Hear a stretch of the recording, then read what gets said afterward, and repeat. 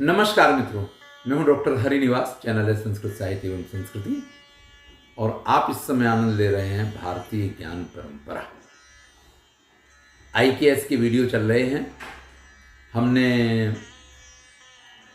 70 प्रश्नों के जवाब देख लिए और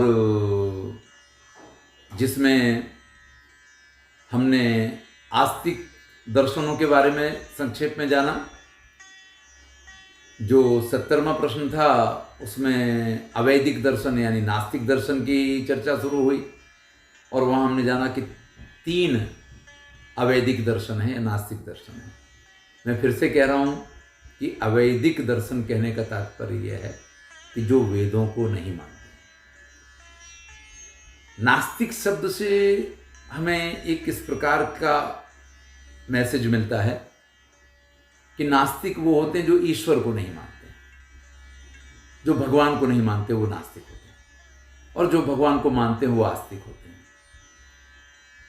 अगर हम देखें तो भले बौद्धों ने, भले जैन मुनियों ने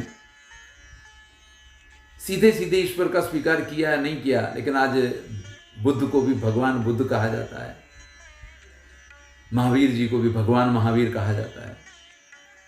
तो ये भगवान की सत्ता का स्वीकार करते हैं, ईश्वर की सत्ता का स्वीकार करते हैं, ये पुनर्जन्म भी मानते हैं। पुनर्जन्म भी आस्तिकता का एक बहुत बड़ा हम मापदंड मान सकते हैं। लेकिन चूंकि मनुस्मृति में ये कहा गया, नास्तिको वेद निंदका, कि वो नास्तिक होते हैं जो वेदों को नहीं मानते। और इसी परिभाषा के अनुसार हमारे यहां नास्तिक दर्शन 3 माने गए: चारवाक, जैन और बौद्ध। यहां आईकेएस के प्रश्न में ये बात बहुत अच्छी लगी कि नास्तिक शब्द का प्रयोग नहीं किया। इन्होंने कहा कि हमारे तत्वज्ञान की 2 प्रकार की परंपराएं हैं, एक वैदिक और एक अवैदिक। यानी वैदिक यानी आस्तिक और अवैदिक यानी नास्तिक। चलिए, अब हम अवैदिक की चर्चा कर रहे हैं या नास्तिक की चर्चा कर रहे हैं। कौन सा दर्शन है? विचार भौतिकवाद ना गुण ने महत्व आपे छे। कौन सा दर्शन है कि जिसके विचार भौतिकवाद को ही महत्व देता है? तो निर्विवाद रूप से कह सकते हैं चारवाक। देखिए, चारवाक एक ऐसा दर्शन है कि जो हमेशा से प्रचलन में रहा। यानी इसके प्रथम आचार्य देवताओं के गुरु बृहस्पति माने जाते हैं। कथा तो यह भी कहती है कि उन्होंने सामान्य लोगों के लिए या सभ्य लोगों के लिए या श्रेष्ठ लोगों के लिए यह दर्शन नहीं बनाया था। उन्होंने असुरों के लिए ये दर्शन बनाया था कि असुर लोग इस दर्शन में डूबें और फिर डूब जाएं, क्योंकि इसमें जिन विचारों का पल्लवन हुआ, इसमें जिन विचारों की चर्चा पाई जाती है, अगर वास्तव में देखें तो वो विचार कहीं भी समाज या संसार के लिए कल्याणकारी नहीं हो सकते। स्वार्थ से भरे हुए हैं, स्वार्थ की पराकाष्ठा से भरे हुए हैं। और स्वार्थ में भी क्या सिखाते हैं? चलिए थोड़ी सी चारवाक दर्शन के परिचय की बात करें तो चारुवाक, एक तो इसका यह अर्थ होता है कि जो आपको सुनने में बड़ा अच्छा लगे, ऐसी जो बातें हैं उसको चारवाक कह सकते हैं। कुछ लोग ऐसा भी अर्थघटन करते हैं कि 4 ही वाक्य हैं जिनके ऊपर ये पूरा दर्शन है, तो इस प्रकार से चारवाक कहा जाए। लेकिन ये अर्थघटन हिंदी वाले कर सकते हैं, क्योंकि संस्कृत में कहीं भी 4 को 4 नहीं कहा जाता है, चत्वारी शब्द का प्रयोग होता है। तो चतुर्वाक ऐसा कुछ होता तो ये 4 वाक्यों पे आधारित है, ऐसा कुछ हम इसका अर्थघटन कर सकते थे, लेकिन वो अर्थघटन यहाँ बैठता नहीं है। वो हिंदी वाले कर सकते हैं कि 4 वाक्यों पे आधारित है इसलिए इसको 4 वाक्य कहा जाता है। नहीं, ये अर्थघटन संस्कृत के अनुसार गलत है। कितना प्राचीन दर्शन है इसकी बात मैंने आपसे की कि सभी दर्शन जब जब रहे हैं उसके साथ साथ ये दर्शन जैसे ही स्वार्थ वृत्ति आई है। मैं तो आपसे अगर कहूं कि दर्शन के रूप में ये जब प्रस्थापित हुआ है, जिस रूप में ये आगे बढ़ा हुआ एक अलग बात है, लेकिन जहां से पूजा पद्धति आई, यानी जहां से वेदों की आस्तिकता आई, वही काल है नास्तिकता का। क्योंकि जब तक हम आस्तिक नहीं थे तब तक कोई नास्तिक नहीं था, सब एक जैसे थे। लेकिन जब एक वर्ग आस्तिक हुआ, एक वर्ग ने वेदों को मानना शुरू किया, तो जिन्होंने वेदों को नहीं माना वो नास्तिक हो गए। तो दर्शन कितना प्राचीन है, तो मैं कहूंगा कि जितना प्राचीन आस्तिक दर्शन है उतना ही प्राचीन नास्तिक दर्शन। जैन और बौद्ध दर्शनों का तो समय आप निर्धारित कर सकते हैं, लेकिन चार्वाक दर्शन का समय निर्धारित नहीं किया जा सकता। आपको मानना पड़ेगा कि जब से वेद हैं या जब से वैदिक परंपरा है, तभी से, यानी जिस दिन से आस्तिक दर्शन ने जन्म लिया उसी दिन से नास्तिक दर्शन ने भी जन्म लिया। या ये कहिए कि नास्तिक दर्शन था, लोग स्वार्थी थे और उनको सुधारने के लिए जो सिविलाइजेशन हुआ होगा या जो वैदिक परंपरा का जागरण हुआ होगा, वैदिक परंपरा का प्रारंभ हुआ होगा, तो वहां से आस्तिक दर्शन तो शुरू हुआ होगा, लेकिन नास्तिक तो उससे भी पहले थे। हां, उनको नास्तिक संज्ञा वैदिक परंपरा शुरू होने के बाद उनको वेदों की परंपरा को ना स्वीकारने के कारण अवैदिक कह दिया गया। अब मैंने आपसे कहा कि इसके प्रथम आचार्य बृहस्पति माने जाते हैं। रामायण में वाल्मीकि रामायण की बात कर रहा हूं। राम जब 14 वर्ष के वनवास के लिए गए हैं और भरत के साथ गुरु वशिष्ठ और माताएं सभी लोग राम को वन में से वापस लाने के लिए, उनको मनाने के लिए गए हैं, उस समय जाबाली नाम के एक ऋषि वहां पे। आप हमारे रामायण की वीडियो देखेंगे ना, तो वहां पे जाबाली ऋषि की कथा इसी प्रसंग में, और वो राम से जो बातें कहते हैं वो चार्वाक दर्शन वाली बातें हैं। यानी हम चार्वाक को सिर्फ ये कहें कि चार्वाक वाले कहते हैं यावत जीवित सुखम जीवित ऋणम कृत्वा कृतम विवेत भस्मीभूतस्य देहस्य पुनरागमनम कुतः, भाई इतने चार्वाक दर्शन नहीं है।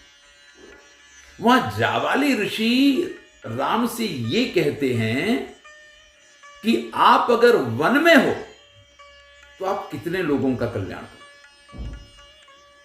आप अगर अयोध्या आओगे ना तो पूरे राज्य का कल्याण आपके कारण होगा। लेकिन अगर आप ये मान रहे हो कि आपके पिताजी ने आपसे वचन लिया है या आपने अपने पिताजी के वचन का पालन आपको करना है इसलिए आप वन में हो, आपके पिता की मृत्यु हुई, उसके साथ वो बात पूरी हो गई। पिताजी गए, उनकी बात चली गई। अब आप उस बात के पालन के लिए यहां वन में बने रहें, 14 वर्ष उसके लिए बर्बाद करें और वहां अयोध्या की प्रजा परेशान हो। तो यहां पे जाबाली ऋषि का जो नास्तिक दर्शन है ना, वो कहीं ना कहीं अयोध्या वासियों के कल्याण के लिए उन्होंने ये बातें कही हैं।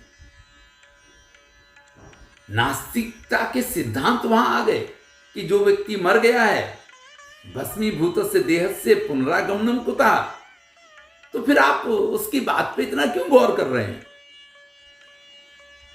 महाभारत में भी जब हम आते हैं तो चार्वाक दर्शन के बहुत सारे सिद्धांत और बहुत सारी चर्चा शांति पर्व, अनुशासन पर्व वगैरह में पाई जाती है।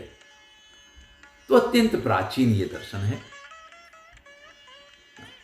आज इसके ऊपर कोई ऑथेंटिक चार्वाक दर्शन का ग्रंथ नहीं पाया जाता है, क्योंकि मैं ऐसा मानता हूं कि चार्वाक के सिद्धांत सिर्फ वही सिद्धांत नहीं है जो ग्रंथ में लिखे हुए हैं। जैसे समय बदलता है वैसे ये दर्शन बदल जाता है, इसके सिद्धांत भी बदल जाते हैं। उसका कारण यह है कि हमारी जो जीवन पद्धति होगी, नई जो जीवन पद्धति होगी, उस नई जीवन पद्धति के अनुसार चार्वाक दर्शन अलग हो जाएगा हमारा। जब भी हम अपने बारे में सोचते हैं, जब भी हम अपने स्वार्थ के बारे में सोचते हैं, हर दार्शनिक किसी भी दर्शन को मानता हो, वो किसी भी परंपरा को मानता हो, वो किसी भी धर्म को मानता हो, कभी ना कभी, किसी ना किसी क्षण वो चार्वाक अवश्य बन जाता है। इसलिए शायद इसके किसी ग्रंथ की आवश्यकता ही नहीं रही है। हां, आज इसके बारे में जितना कुछ हमें जानने को मिलता है वो जो षड दर्शन ग्रंथ है उसी के माध्यम से जानने को मिलता है। और इससे संबंधित जो सूत्र पाए जाते हैं उसमें सबसे पहला सूत्र है यावत जीवेत सुखम जीवेत। भैया जब तक जियो सुख से जियो, ऋणम कृत्वा घृतम पिबेत। चाहे ऋण करना पड़े लेकिन घी पियो। देखिए, घी पियो का तात्पर्य यह है कि जब हमारे यहाँ कोई व्यक्ति बहुत ही आनंद में, सुख में होता है तो उसके लिए कहा जाता है कि भैया आपकी तो 5 उंगलियां घी में हैं और सिर कढ़ाई में। घृतम पिबेत का अर्थ यह है कि हर प्रकार के सुखों का उपभोग करो। अगर आप घी पियोगे तो शारीरिक सौष्ठव रहेगा, शारीरिक सौष्ठव रहेगा तो मानसिक सौष्ठव भी रहेगा, मानसिक और शारीरिक दोनों सौष्ठव होंगे तो आप दुनिया के सभी सुखों का उपभोग कर पाएंगे। ये मुख्य बात है, क्योंकि ये मानते हैं कि भस्मीभूतस्य देह से एक बार व्यक्ति मर जाता है ना। हमारे लिए 100 सिद्धांतों में से 90 सिद्धांत ऐसे हैं जो हमें इस चीज का डर दिखाते हैं कि मरने के बाद दुर्गति हो जाएगी। हमें कोई भी गलत काम इसलिए नहीं करना है क्योंकि पुनः जन्म लेंगे तो अगर हमने अभी किसी को एक लात मारी है तो दूसरे जन्म में वो लात मुझे पड़ने वाली है। अभी हमने अगर कुछ गलत किया है तो अगले जन्म में उसका फल हमें भोगना पड़ेगा। ये जो हमारी पुनर्जन्म की मान्यता है ना, ये जो हमारा पुनर्जन्म और कर्म का सिद्धांत जो है, चार्वाक इसको नहीं मानते। वो कहते हैं कि भस्मीभूतस्य देह से, एक बार शरीर भस्म हो गया ना तो फिर इसका आगमन नहीं होना है। तो जब तक ये शरीर है तब तक जो मिले वो मजा कर लो। अब कुछ पंक्तियां और इनके साथ जोड़ी जाती हैं। पीत्वा पीत्वा पुनः पीत्वा, पियो पियो तब तक पियो, यावद न पतति भूतले, जब तक कि पृथ्वी पे गिर मत जाओ। और अगर फिर उठ पाते हो तो उठ के फिर पियो, फिर पीत्वा पीत्वा पुनः पीत्वा।